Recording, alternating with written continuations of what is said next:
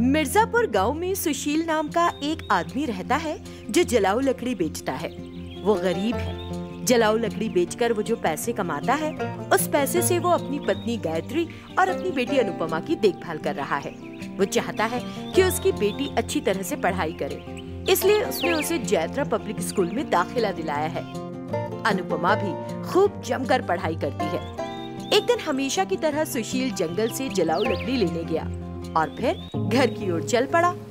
अचानक तूफान और बिजली कड़कने के साथ भारी बारिश शुरू हो गई, तो उसे एक पेड़ के नीचे आश्रय लेना पड़ा। तभी अचानक सामने एक पेड़ पर बिजली गिर पड़ी और पेड़ जलने लगा। उसने एक सांप को देखा जो उस पेड़ पर फंसा हुआ था। सुशील को सांप पर दया आई और एक लंबी छड़ी लेकर उसने उसे बचा लिया। तब सांप ने उससे कुछ यूं कहा, मैं तुम्हारा कर्ज कैसे उतार सकती हूँ? तुम मुझसे जो चाहो वर मांगो, मैं तुम्हारी इच्छा पूरी करूंगी। मुझे खुशी है नाग देवी कि मैं आपको बचा सका। जब भी तुम किसी मुसीबत में हो तो मेरा ध्यान करना। बारिश रुकने के बाद सुशील अपनी जलाऊ लकड़ी लेकर दुकान पर चला गया। वो जाकर लकड़ी बेचने लगा। उसी गांव में दामोदर नाम का एक महाजन रहता था। गांव में सुशील के अलावा ऐसा कोई परिवार नहीं था जिसने दामोदर से कर्ज न लिया हो। हर दिन वो अपनी बाइक पर बैठकर ब्याज वसूलने के लिए जाता था। उसने एक दिन सुशील को देखा जो जलाऊ लकड़ी बेच रहा था। यही एक अकेला आदमी है जिसने आज तक मुझसे पैसे लेने की जरूरत नहीं समझी। इससे भी कभी सूद के साथ ब्याज वसूल कर सकूं, यही मेरी इच्छा है। वो ऐसा सोचता है। एक दिन दामोदर महाजन सुशील की लकड़ी बेचने की दुकान पर आता है और कहता है, तुम्हारा लकड़ी बेचने का धंधा कैसा चल रहा है? भगवान की कृपा है, सब कुछ ठीक चल रहा है। किसी तरह की कोई परेशानी नहीं है। मुझे जरूरतें पूरी हो जाती हैं। तब भी सुशील, जब भी पैसे की जरूरत हो मुझसे कहने में संकोच नहीं करना, ठीक है ना? सुशील ने बिना कुछ कहे आदर पूर्वक हाथ जोड़कर उसे नमस्कार किया और वहां से चला गया। तो दिन बीतते जाते हैं। एक दिन अनुपमा का स्कूल से लौटते समय एक्सीडेंट हो गया। वे तनाव में थे और उसे अस्पताल ले गए। तो डॉक्टर ने अनुपमा की जांच की। उसका ऑपरेशन करना होगा। इस पर 1 लाख रुपए का खर्चा आएगा। अगर आप पैसों का इंतजाम कर सके तो बताइए, मैं ऑपरेशन कर दूंगा, वरना ये खतरनाक हो सकता है उसकी जिंदगी के लिए। सुशील घबराया हुआ दामोदर के पास गया और पैसे देने के लिए कहा। दामोदर उससे एक कोरे सफेद कागज पर अंगूठे का निशान लगवा लेता है और सुशील पैसे लेकर अस्पताल में जमा करता है। अब अनुपमा खतरे से बाहर है। 2 दिन बाद वो अपनी बेटी को घर लेकर आता है। घर पर ताला लगा है और वहाँ दामोदर का आदमी सुशील से कहता है, दामोदर भाई तुम्हारी लकड़ी की दुकान के पास खड़े हैं, जाओ वहीं जाओ। पहरेदार ने कहा। तो वहाँ से सुशील अपनी लकड़ी की दुकान पर गया। वहाँ उसने दामोदर को खड़े देखा तो, दामोदर साहब, ये सब क्या है? इसे व्यापार कहा जाता है। अपनी बेटी के ऑपरेशन के लिए तुमने मुझे अपना घर और दुकान बेच दी है। ये देखो तुम्हारा अंगूठा लगा बॉन्ड पेपर। जल्दबाजी में एक कोरे कागज पर अपने अंगूठे का निशान देकर उसे बहुत बुरा लगा, क्योंकि अब कहने सुनने को कुछ बाकी नहीं रह गया था। वो अपनी पत्नी और बेटी को लेकर जंगल में एक पेड़ के नीचे आ गया। वहाँ वही नागिन थी। नाग देवी, मेरे साथ धोखेबाजी हुई है। मुझे अपने परिवार को जंगल में लेकर आना पड़ा है। क्या करता? तुम्हारे लिए लकड़ी का महल बनकर तैयार है। तुम जाओ और इस घर में सुरक्षित रहना, मेरा आशीर्वाद है। नाग देवी ने ऐसा कहा और वहाँ से चली गई। बस तब से सुशील का परिवार उस जादुई लकड़ी के घर में सुख से रह रहा है। रमना देवापुर गांव में अपना ऑटो चलाता है। ऑटो से हुई कमाई से वो अपनी पत्नी कमला और बेटे माधव की देखभाल करता है। रोज की तरह उस दिन भी रमना अपना ऑटो लेकर गांव के बस स्टैंड पर आता है। उस समय तक भूषण, एक अन्य ऑटो चालक, पहले से ही वहां यात्रियों का इंतजार कर रहा था। आओ सर आओ, ऑटो आपको शहर ले जाने के लिए तैयार है।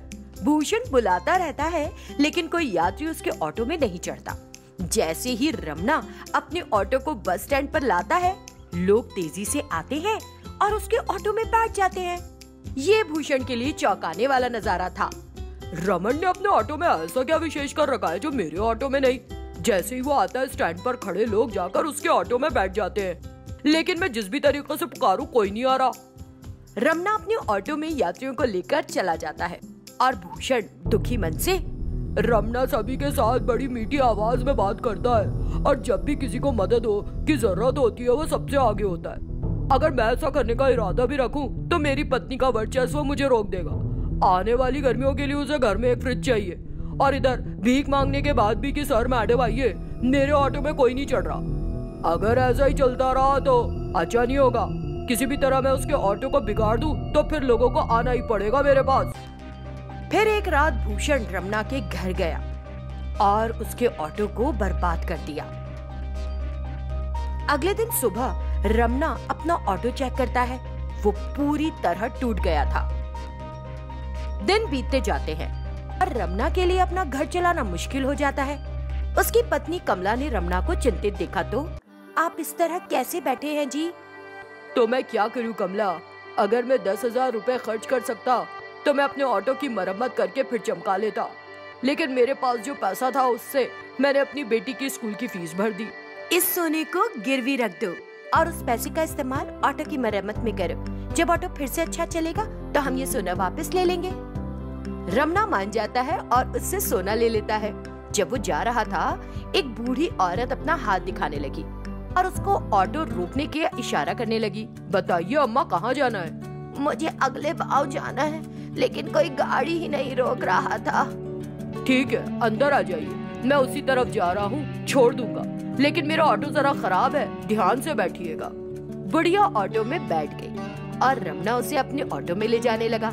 लगभग 1 घंटे के बाद ऑटो बुढ़िया के गांव पहुंच गया। रमना ने अपना ऑटो रोका और उसे ऑटो से नीचे उतारा। खुश रहो लड़के, तुम्हारी दयालुता तुम्हारी रक्षा करेगी।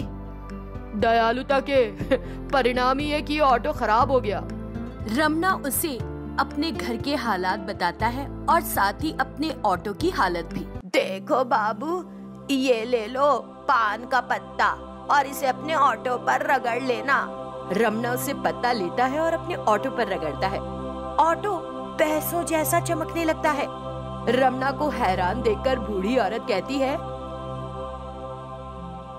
इधर देखो बाबू, मैं एक जादूगरनी हूँ। जैसे जैसे मैं बूढ़ी हो रही थी, मैं उलझन में थी कि मैं अपनी जादुई शक्ति किसको दूँ। मुझे तुम जैसे अच्छे चरित्र वाले व्यक्ति की तलाश थी।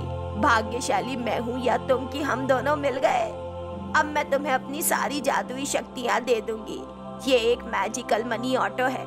जब भी तुम किसी गरीब की मदद करना चाहो तो जो मंत्र बताया है उसे जपना।